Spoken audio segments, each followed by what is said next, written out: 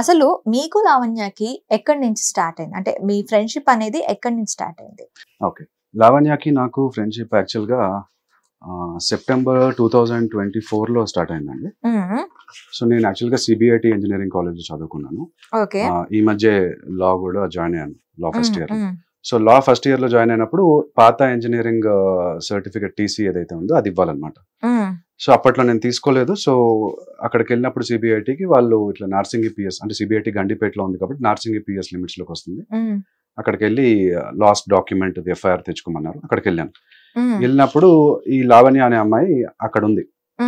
So అప్పటికే నేను ఎక్కువగా ఇంటర్వ్యూస్ ఏం చూడలేదు. నేను యాక్చువల్గా సాఫ్ట్వేర్ జాబ్ లో వర్క్ చేస్తాను. సో తనది 1-2 ఇంటర్వ్యూస్ ఏవో చూసాను. చూసినప్పుడు ఆమె యాక్చువల్గా విక్టిమ్ లాగా ఆ ఇంటర్వ్యూస్ చూసాను. అంటే రాజ్ తరుణ్ నన్ను వదిలేసి వెళ్ళిపోయాడు, నేను తన కోసం నా కెరియర్ ని సాక్రిఫైస్ చేశాను, కుక్కలు ఉన్నాయి ఇంట్లో అవి చూసుకోవాలి, డబ్బులు లేవు నా దగ్గర అనే ఒక సింపతి కోసం బయటకు వచ్చింది తను ఆ టైంలో. సో ఆ ఇంటర్వ్యూ నేను చూసాను. అయితే నేను వెళ్ళి మాట్లాడాను. యాక్చువల్ గా నాకు వేరే కేసు ఒక్క నిమిషం, కుక్కలు ఉన్నాయి చూసుకోవాలి అంటే కోట్లు అడుగుతారా అండి? మనకు తెలియదు. ఇల్లు రాసిమ్మంటారా అండి కుక్కల కోసం? ఎగ్జాక్ట్లీ. మీరు సింపతి పరంగా నేను వెళ్ళాను అంటే రాజ్ తరుణ్ మీద నాకు ఆ ఇల్లు రాసేయాలి అన్న డిమాండ్ అమ్మాయి తెచ్చిందన్న విషయం మీకు తెలుసా? కుక్కల కోసం ఇల్లు ఎవరైనా డిమాండ్ చేస్తారా అండి? అది తప్పు యాక్చువల్గా.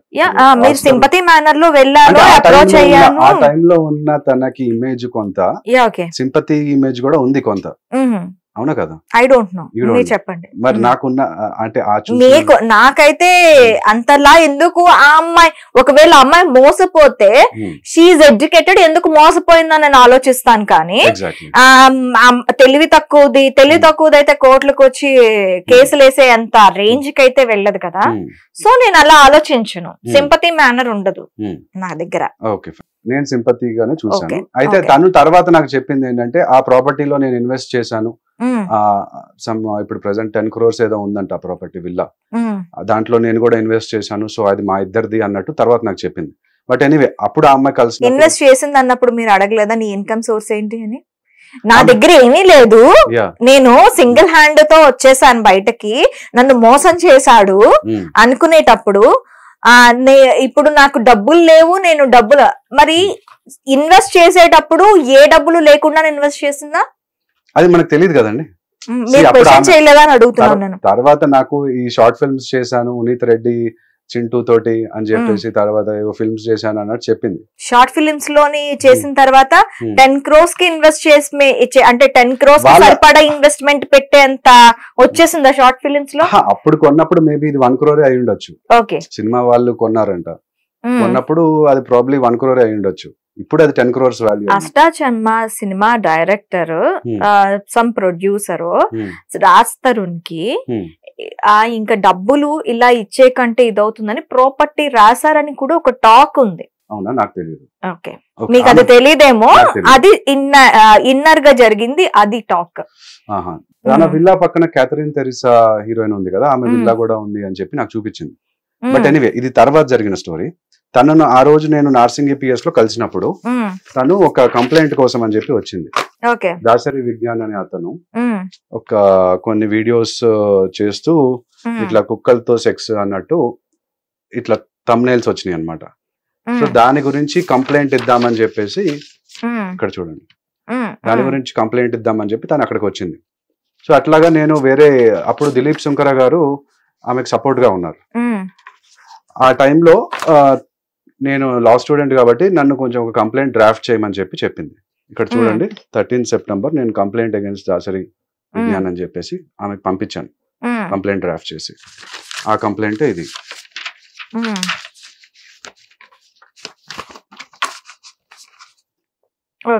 ఇది కంప్లైంట్. సో అట్లా చార్జ్ చేస్తారా అమ్మాయి దగ్గర? నేనేం చార్జ్ చేయలేదండి. ఫ్రీగా చేస్తారా మీరు? సోషల్ సర్వీస్ చేస్తారా? అంటే ఫ్రీగా చేయడం అంటే చారిటీ డెఫినెట్ గా చేస్తాను, చార్జ్ చేయాల్సిన వాళ్ళ దగ్గర చార్జ్ చేస్తాను. అంటే నేను ఇంకా లాయర్ అవ్వలేదు కదా, నేను ఇంకా లా స్టూడెంట్ ప్రస్తుతానికి. సో చార్జ్ చేసేంత I think it is your cup of coffee. ఆ సిచ్యువేషన్స్ లో మీరు మీకు పాకెట్ మనీకైనా మీరు ఇలాంటివన్నీ చేస్తూ ఉండొచ్చు. ఐ థాట్ ఐటీ జాబ్ కూడాను మీకు పోయిందని విన్నాను ఆ టైంలో. సో ఖచ్చితంగా మీ కప్ ఆఫ్ కాఫీ ఫ్రీగా మీరు చేసేస్తారా? సోషల్ సర్వీస్ చేయడానికి వచ్చారా? ఎందుకు చేయాల్సి వచ్చింది? చేయడానికి కూడా నేను ఎందుకు చేయాల్సి వచ్చింది? ఎందుకు చేయాల్సి వచ్చిందో చెప్తాను. యాక్చువల్ గా నా పైన నా ఎక్స్ గర్ల్ ఫ్రెండ్ ఒక అమ్మాయి రాంగ్ ఎఫ్ఐఆర్ పెట్టింది. ఓకే. January 8th, 2024 ఇందాక నేను మీకు ప్లకార్డ్ కూడా చూపించాను. సో నా గ్యాడ్జెట్స్ అనేవి సీజ్ చేశారు. ఓకే. నా ఐటీ ఎంప్లాయ్ ఇప్పుడు మనకి యాంకర్ జర్నలిస్టులకి ఇప్పుడు మీరు దీంట్లో చదవండి, justice delayed is justice denied. My phones and laptops worth ₹5 lakhs were illegally and forcibly seized by the She Teams police and Chikadpalli police on January 8th, 2024. ఇది 10 days ago జరిగింది. 415 days ago. Without providing me with a seizure report. For an IT employee, these gadgets are essential income generating tools and their confiscation has severely impacted my livelihood. I need my gadgets back. ఈ placard పట్టుకొని నేను Chikkadpally police station ముందు నుంచున్నాను 10 days క్రితం. So అంటే నేను ఎందుకు ఇక్కడికి వచ్చాను అంటే అసలు లాలోకి ఎందుకు వచ్చాను అనేది కూడా నేపథ్యం చెప్పాలి మీకు.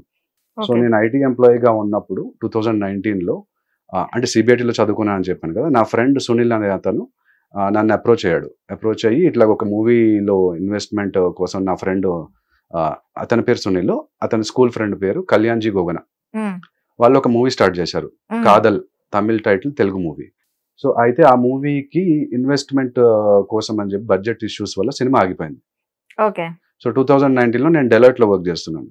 డెలాయిట్లో వర్క్ చేస్తున్నప్పుడు ఒక 30 lakhs పర్సనల్ లోన్ తీసుకొని ఇన్వెస్ట్ చేశాను. అంటే నాకు కూడా సినిమా యాక్టింగ్ ఇష్టము, సో సినిమాలోకి రోల్ ఇస్తామని చెప్పారు కాబట్టి నేను ఇన్వెస్ట్ చేశాను. బ్యాంక్స్ నుంచి పర్సనల్ లోన్ తీసుకుని ఇన్వెస్ట్ చేసిన తర్వాత ఆల్రెడీ 3 ప్రొడ్యూసర్స్ ఉన్నారు, కాసిం వల్లి చైతన్య, హర్ష గద్దం శెట్టి అనే వాళ్ళు డైరెక్టర్ ఇంట్రడ్యూస్ చేశాడు. ఇట్లాగా 50% షూటింగ్ అయిపోయింది, ఇంకా ఒక 30 lakhs ఇస్తే అయిపోతుంది అని చెప్పారు. నేను ఇన్వెస్ట్ చేసిన తర్వాత 50% నుంచి 90% షూటింగ్ ప్రోగ్రెస్ అయింది. మళ్ళీ బడ్జెట్ ఇష్యూ వల్ల ఆగిపోతే నన్ను అడిగారు మళ్ళీ డబ్బులు పెట్టమని. నా దగ్గర అంత డబ్బులు లేవు, మీరు కావాలంటే ఇంకో కొత్త ప్రొడ్యూసర్ని యాడ్ చేసుకోండి, ఆల్రెడీ 3 ఉన్నారు, నేను 4వ వాడిని, 5వ వాడిని యాడ్ చేసుకోండి అని చెప్పాను. అయితే సరే అని చెప్పి మేమంతా ట్రై చేస్తున్నాము. ఈ లోపల కిరణ్ రెడ్డి మందాడి అని ఒక పెద్ద ప్రొడ్యూసర్ ఉన్నారు, ఆయన రానా గారి మూవీ నేనే రాజు నేనే మంత్రి అనే మూవీ అప్పుడు రిలీజ్ అయింది. ఆ మూవీకి one of the producer Suresh Babu garu, Bharat Chowdary గారు, కిరణ్ రెడ్డి మందాడి గారు, వీళ్ళ 3 ప్రొడ్యూసర్స్. సో వాళ్ళ దగ్గరికి వెళ్ళి ఈ డైరెక్టర్ అమ్మేశాడు మూవీని, డైరెక్టర్ అండ్ పాత ప్రొడ్యూసర్స్. సో నాకు ఇన్ఫర్మేషన్ మేనేజర్ ద్వారా తెలిసినప్పుడు నేను ఆయన దగ్గరికి వెళ్ళి చూపించాను, ఇట్లా ఇన్వెస్ట్మెంట్ చేశానండి నేను, నాకు కాస్త హెల్ప్ చేయండి అని చెప్పేసి అని చెప్తే ఆయన ఏమన్నారంటే, ఇట్లా వీళ్ళు నన్ను కూడా మోసం చేశారు, సో వీళ్ళ పైన కేసు పెట్టేసి, అంటే నేనేమన్నా అంటే కంటిన్యూ అవుతాను మూవీలో, సినిమా రిలీజ్ అవ్వకముందే అది ఫ్లాప్ ఇది అని చెప్తే కరెక్ట్ కాదు కదా. సో వాళ్ళ పాయింట్ ఏంటంటే బడ్జెట్ ఇష్యూస్ వల్ల పెరిగిపోయింది, మీరు ఈ సినిమా హీరోకి అంత బడ్జెట్ లేదు, విశ్వాంత్ దుద్దుంపుడి, చిత్రా శుక్ల హీరోయిన్స్ వాళ్ళు. సో వాళ్ళు విశ్వాంత్ దుద్దుంపుడి వచ్చి కేరింత మనమంతా మూవీస్ లో యాక్ట్ చేశారండి, జెర్సీ మూవీలో కూడా యాక్ట్ చేశారు నానితో. సో అయితే ఈ హీరోకి అంత మార్కెట్ లేదు అని చెప్పేసి ఇట్లాగా వాళ్ళు ఇది చెప్పారన్నమాట. సో అయితే ఇది ఇన్వెస్ట్మెంట్ అగ్రిమెంట్ అండి, 2019లో తీసుకున్న అగ్రిమెంట్ ఇది. సో 30 lakhs ఇన్వెస్ట్ చేశాను. అయితే ఇది పట్టుకొని నేను కిరణ్ రెడ్డి మందాడి గారి దగ్గరికి వెళ్ళి, సార్ ఇట్లా 30 lakhs ఇన్వెస్ట్ చేశాను, నేను మూవీలో కంటిన్యూ అవుతానంటే, లేదు నేను ఇట్లా నీలాంటి చిన్న వాళ్ళతో చేయను, నాదంతా పెద్ద రేంజ్ అని చెప్పేసి వాళ్ళపైన కేసు పెట్టుకో అని చెప్పి అన్నారు. సో 2021లో క్రిమినల్ కేసు పెట్టాను, చీటింగ్ చేశారు వాళ్ళు 3 ప్రొడ్యూసర్స్ అని చెప్పి, డైరెక్టర్ మీద కూడా. అండ్ 2022లో ఇది civil case, money recovery case. So ఈ కేసు పట్టుకొని కావేటి శ్రీనివాసరావు గారు అని ఒక పెద్ద అడ్వకేట్ ఉన్నారు, సీనియర్ అడ్వకేట్, ఆయన దగ్గరికి వెళ్తే అడ్వకేట్ శ్రావ్య అనే అమ్మాయిని పరిచయం చేశారు నాకు. ఆ అమ్మాయి తెలంగాణ హైకోర్టు బార్ అసోసియేషన్ లో మంచి ఇన్ఫ్లుయెన్షియల్ మెంబర్. తెలుసా మీకు? తెలుసు, కట్టా శ్రావ్య. యా. సో ఆ అమ్మాయిని ఇంట్రడ్యూస్ చేశారు. ఆ అమ్మాయి తోటి ఈ కేసు పనిలో అట్లా మా ఇద్దరి మధ్యలో ఫ్రెండ్షిప్ ఏర్పడి ఆమె కొచ్చికి ఒక డివోర్స్ కేసు పనిలో వెళ్తున్నానని చెప్పింది. అయితే నన్ను కూడా ఇన్వైట్ చేసింది, నేను కూడా వెళ్ళాను ఫ్రెండ్ లాగా. వెళ్ళి అక్కడ ఆ జర్నీలో మేమిద్దరము లవ్ లో పడ్డాం. సో అయితే ఈ మూవీ కేసుకి సంబంధించి ఒక 2 lakhs ప్రొఫెషనల్ ఫీజు అడిగింది. నేను ఒక 1 lakh క్రెడిట్ కార్డ్స్ ద్వారా ఆ ప్రొఫెషనల్ ఫీజుని స్పెండ్ చేశాను. అంటే హోటల్ ఎక్స్పెన్సెస్ కావచ్చు, ట్రావెల్ ఎక్స్పెన్సెస్, ఫ్లైట్ ఎక్స్పెన్సెస్, ఇవన్నీ ఫుడ్ ఎక్స్పెన్సెస్ అన్ని చేసిన తర్వాత ఆ అమ్మాయి కొంతకాలం నాతో లవ్లో ఉంది. మళ్ళీ అక్కడి నుంచి ఇక్కడికి వచ్చిన తర్వాత కూడా నాకు ఇష్టమైన నా బర్త్డే అని చెప్పేసి నా కోసం ఒక బర్త్డే గిఫ్ట్గా ఒక షర్ట్ తీసుకొని వచ్చింది గిఫ్ట్. అది అయిన తర్వాత కూడా తను ఏం చేసిందంటే తన వైశ్య కమ్యూనిటీకి సంబంధించిన అమ్మాయి, నేనేమో క్రిస్టియన్, ఓసీ క్రిస్టియన్. సో నాది రిలీజన్ వేరు, మా ఫ్యామిలీలో ఒప్పుకోరు, సొసైటీ దూరం పెడతారు అని చెప్పేసి ఆ అమ్మాయి నన్ను బ్రేకప్ చేద్దామని చెప్పింది. సరే ఓకే, కానీ నువ్వు నా కేసు తీసుకున్నావు, ఆ కేసు ఏదైతే మనీ ఉందో ఆ మనీ నాకు రిటర్న్ ఇవ్వు అని అడిగాను. ఎందుకు అడిగాను అంటే ఇక్కడ మా మదర్ ప్రాపర్టీ మనీ కూడా ఇన్వాల్వ్ అయింది. సో ఇక్కడ 30 lakhs నేను ఇన్వెస్ట్ చేశాను, మన దగ్గర ప్రూఫ్ కూడా ఉంది. ఆ 30 lakhs కి నేను ప్రతి నెల ఒక 2 lakhs 1 lakh అవి ఈఎంఐస్ ఉంటాయి కదా, ఆ ఈఎంఐస్ కట్టుకోవడానికి నాకు ఇబ్బంది అవుతూ మధ్యలో జాబ్ పోయి మా మదర్ ప్రాపర్టీ కూడా అమ్మేసి మచిలీపట్నంలో డబ్బులు ఇచ్చారు. ఆ డబ్బులతో క్రెడిట్ కార్డు కట్టాను. ఆ డబ్బులు నాకు ఇవ్వు అంటే ఒక ఎమోషనల్ అటాచ్మెంట్ ఉంది కాబట్టి అడిగాను. మామూలుగా అమ్మాయి మీద స్పెండ్ చేసినప్పుడు అట్లాంటివి ఏం అడగము, నేను కూడా ఒప్పుకుంటాను అది. సో అయితే అడిగినందుకు ఆ అమ్మాయి నా పైన రివర్స్ లో కేసు పెట్టింది. January 8th, 2024 షీ టీమ్స్ లో కేసు పెట్టింది. ఏమని అంటే నేను ఒక క్లయింట్ని, ఆ అమ్మాయి ఒక అడ్వకేట్, ఆమె దగ్గరికి వెళ్ళి నేను ఏదో ఫోన్లో చూపించేసి ఆమెకి మార్ఫ్ చేశాను, ఫొటోస్ వీడియోస్ మార్ఫ్ చేశాను అని చెప్పేసి, నువ్వు నన్ను పెళ్లి చేసుకుంటావా లేదా, పెళ్లి చేసుకోకపోతే ఈ ఫొటోస్ వీడియోస్ని నేను మీడియాకి ఎక్కిస్తాను అన్నట్టు భయపెట్టించాను, లేదా పాన్ వెబ్సైట్స్ లో పెడతాను, అట్లాగా అబద్ధాలు రాసేసింది FIR. So she teams police వాళ్ళు నలుగురు వచ్చి ఇట్లాగా నా టేబుల్ మీద ఉన్న గ్యాడ్జెట్స్, ల్యాప్టాప్స్, ఫోన్స్ అన్ని, హార్డ్ డిస్క్ అంతా కాన్ఫిస్కేట్ చేసుకెళ్ళిపోయి నన్ను అరెస్ట్ చేశారు. అరెస్ట్ చేసి షీ టీమ్స్ కి తీసుకెళ్లారు. అక్కడ డిలీట్ చేయమని చెప్పారు, నేను డిలీట్ చేయనని చెప్పాను. ఎందుకంటే అక్కడ అమ్మాయి నేను డిలీట్ చేస్తే ఇందులో అథెంటికేషన్ ఉందా అండి? మీరు ఇవన్నీ చెప్తున్నారు కదా, నిజంగా అథెంటికేషన్ ఉందా? 100% అథెంటికేటెడ్. ఓకే, నేను ప్రూఫ్స్ కూడా చూపిస్తాను మీకు. ఓకే. అయితే అక్కడ ఏం జరిగిందంటే చిక్కడపల్లి పోలీస్ కి రిఫర్ చేశారు. రిఫర్ చేస్తే నా గ్యాడ్జెట్, నా ఫోన్ ఓపెన్ చేసి ఆ అమ్మాయికి ఇచ్చేసి నీకు కావాల్సిన నువ్వు డిలీట్ చేసుకొని ఫోర్సబుల్ గా ఇచ్చారు. ఆ అమ్మాయి వాట్సాప్, ఇన్స్టాగ్రామ్, SMS అన్ని డిలీట్ చేసేసింది. డిలీట్ చేసేసి మళ్ళీ నెక్స్ట్ రోజు ఎఫ్ఐఆర్ పెట్టేసింది నా పైన. ఏమని? Same 354D, 500, 509. 354D అంటే స్టాకింగ్, 500 అంటే defamation, modesty of women, defamation. ఈ 3 కేసులు పెట్టేసింది. పెట్టేస్తే తర్వాత కాంప్రమైజ్ కోసం ట్రై చేసాం కానీ కుదరలేదు. సో ఒక ఆయన అడ్వకేట్ ఏం చెప్పారంటే బార్ కౌన్సిల్లో కంప్లైంట్ ఇవ్వమని చెప్పారు. సో బార్ కౌన్సిల్కి వెళ్ళి కంప్లైంట్ ఇచ్చాను. అది ఇచ్చినా కూడా అక్కడ ఏం జరగలేదు. ఆ అమ్మాయి మళ్ళీ బార్ కౌన్సిల్లో కంప్లైంట్ ఇచ్చాను రివెంజ్ గా. March 18th బార్ కౌన్సిల్లో కంప్లైంట్ ఇచ్చాను. March 19th అమ్మాయి నా పైన సెకండ్ ఎఫ్ఐఆర్ రిజిస్టర్ చేసింది. రిజిస్టర్ చేసిన తర్వాత ఇంకా ఇది అవ్వట్లేదని నేను మీడియాకి వచ్చాను. అక్టోబర్ 2024లో నేను ప్రెస్ కాన్ఫరెన్స్ పెట్టుకున్నాను సోమాజిగూడలో. పెట్టుకొని ఇట్లా నాకు అన్యాయం జరిగింది ఒకసారి ప్రొడ్యూసర్స్ ద్వారా, నేను న్యాయం కోసం అని చెప్పి ఒక అడ్వకేట్ దగ్గరికి వెళ్తే ఆ అమ్మాయి కూడా ప్రేమలో ముంచి నన్ను అన్యాయం చేసింది డబ్బులు తీసుకొని అని చెప్పి పెట్టుకున్నాను ప్రెస్ కాన్ఫరెన్స్. సో ఆ టైంలో అంటే ఈ కేసుకి ఆ కేసుకి ఇంటర్ రిలేషన్ ఏముందంటే, ఇప్పుడు ఈ అమ్మాయి శ్రావ్య అనే అమ్మాయి ఎఫ్ఐఆర్ లో అబద్ధాలు రాసి ఇవ్వడం వల్ల నా గ్యాడ్జెట్ సీజ్ చేసేసారు. ఇక్కడ లావణ్య ఏం చేసింది, మస్తాన్ సాయి పైన, మస్తాన్ సాయి ఒక ఇవన్నీ పాన్ వెబ్సైట్స్ లో పెడతాడు, అమ్మాయిల ఫోటోలు, వీడియోలు సీక్రెట్ కెమెరాతో రికార్డ్ చేస్తాడు అని చెప్పేసి అతని గ్యాడ్జెట్స్ ఏవైతే ఉన్నాయో హార్డ్ డిస్క్, ఇవి ఫోన్లు దొంగతనం చేసేసి వెళ్ళి పోలీస్ దీంట్లో ఇచ్చేసింది. అయితే అక్కడ జరిగింది ఏంటి, ఆ అమ్మాయి ఎంతో 800 వీడియోలు ఉన్నాయి అని చెప్పేసి చెప్పింది కదా, కానీ అక్కడ జరిగింది 6 వీడియోలే ఉన్నాయి, 6 ఫోటోలే, 6 అమ్మాయిలే ఉన్నారు. 6 అమ్మాయిలు, అది కూడా కన్సెన్షువల్ గా జరిగింది. అంటే వాళ్ళు ఇష్టపూర్వకంగానే తీసుకున్నారు, వాళ్ళ ఎక్స్ వైఫ్ కావచ్చు, గర్ల్ ఫ్రెండ్స్ కావచ్చు, ఎక్స్ గర్ల్ ఫ్రెండ్స్, వాళ్ళతో జరిగింది. సో అట్లా ఒకళ్ళ ప్రైవేట్ డేటా ఆర్టికల్ 14 and 21 ప్రకారం అట్లా మనం ప్రైవేట్ డేటా చూడకూడదు. అట్లా సీజ్ చేయడం కానీ, అంటే నా దాంట్లో సీజర్ రిపోర్ట్ లేకుండా సీజ్ చేసేసారు. అంటే పోలీస్ వాళ్ళు ఇప్పుడు ఫర్ ఎగ్జాంపుల్ బైక్ మీద, కార్ మీద వెళ్తున్నాము, ట్రాఫిక్ పోలీస్ వాళ్ళు ఆపుతారు, మన దగ్గర సీట్ బెల్ట్ వేసుకోలేదో, లేకపోతే డ్రైవింగ్ లైసెన్స్ లేదో ఏదో, సో ట్రాఫిక్ చలాన్ ఇవ్వాలి కదా మనకి. ఆ ఇవ్వకుండా వాళ్ళు మన కార్ ని, బైక్ ని పక్కన పెట్టేసుకొని వాళ్ళు చెప్పిన మాటే వినాలి అనేది తప్పు కదా. ఇక్కడ జరిగింది నేను కూడా అదే, నేను రిట్ పిటిషన్ వేసాను, ఇట్లా వీళ్ళు సీజర్ రిపోర్ట్ వేయలేదు అని చెప్పేసి. సీజర్ రిపోర్ట్ ఇవ్వలేదు అని. దాని తర్వాత ఏం చేశారు, నన్ను పిలిపించేసి ఇదిగో నీ గ్యాడ్జెట్స్ ఉన్నాయి అని చెప్పి చూపించేసి సీజర్ రిపోర్ట్ ఇస్తాము అని చెప్పి మళ్ళీ మోసం చేసి నాతో సిగ్నేచర్ పెట్టి చేసుకొని సీజర్ రిపోర్ట్ కూడా ఇవ్వలేదు. సో అట్లా మోసం జరిగింది. అందుకని నేను ఈ ప్లకార్డ్ ఇవి పట్టుకొని నేను ఫైట్ చేస్తున్నాను. ఇన్ఫాక్ట్ ఇవి వేరే ప్లకార్డ్స్ కూడా ఉన్నాయి. నేను ఫైట్ చేసేది ఒక మంచి కాజ్ కోసం అండి. ఇప్పుడు నేను ఇందాక మీకు చెప్పాను పర్సనల్ లోన్స్ తీసుకున్నాను అని చెప్పేసి. ఇప్పుడు దీని వల్ల ఏమవుతుంది, bank recovery agents are harassing my mother actual గా by coming to our house for collections. మా మదర్ ని అంటే ఇంటికి వస్తున్నారు బ్యాంక్ వాళ్ళందరూ, పర్సనల్ లోన్ కట్టట్లేదు, ఇప్పుడు కట్టలేని పరిస్థితిలో ఉన్నాను. I sold my property, ఇందాక మీకు చెప్పాను, I sold my property to pay some of the debts. Please return my son's gadget so that he can earn money to repay the debts. అప్పులు తీర్చుకోవాలంటే ఇప్పుడు నేను ఏదో ఒక జాబ్ చేసుకుని తీర్చుకోవాలి కదా. నా దగ్గర కానీ కన్సర్న్ గా ఫ్రీగా చారిటీస్ చేస్తారు.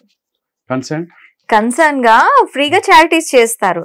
చారిటీ చేయడము అంటే బిజినెస్ లో ఒక డాక్టర్ అయినా ఒక అడ్వకేట్ అయినా కొంతమందికి చేస్తారు కదా. కాదు కెవిన్, మినిమల్ ఫీజు 500.